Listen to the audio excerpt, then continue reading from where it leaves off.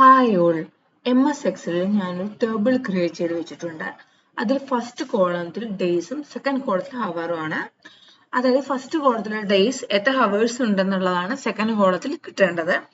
അതിനുവേണ്ടി നമ്മൾ ഉപയോഗിക്കുന്ന ഫംഗ്ഷനാണ് കൺവേർട്ട് ഫംഗ്ഷൻ.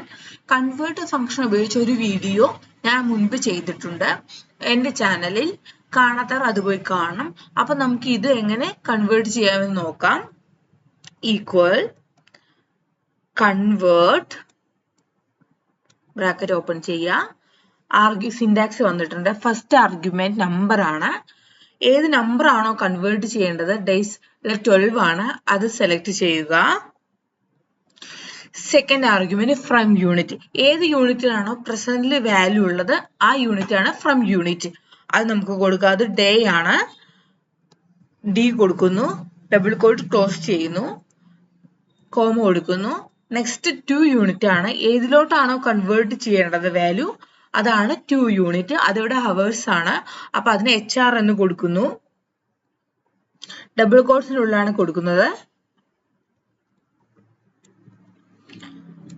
ബ്രാക്കറ്റ് ക്ലോസ് ചെയ്യുന്നു, എന്റർ അമർത്തുന്നു. അപ്പോ 12 ഡേയ്സിൽ 288 ഹവേഴ്സ് ഉണ്ട്. നമുക്കിത് താഴോട്ടും ഈ ഫോർമുല അപ്ലൈ ചെയ്യാം. അങ്ങനെ എല്ലാത്തിന്റെയും വാല്യൂ കിട്ടിയിട്ടുണ്ട്. വളരെ സിമ്പിൾ ആയ ഒരു ഫംഗ്ഷൻ ആണ് കൺവേർട്ട് ഫംഗ്ഷൻ. വീഡിയോ മനസ്സിലായെന്ന് വിചാരിക്കുന്നു.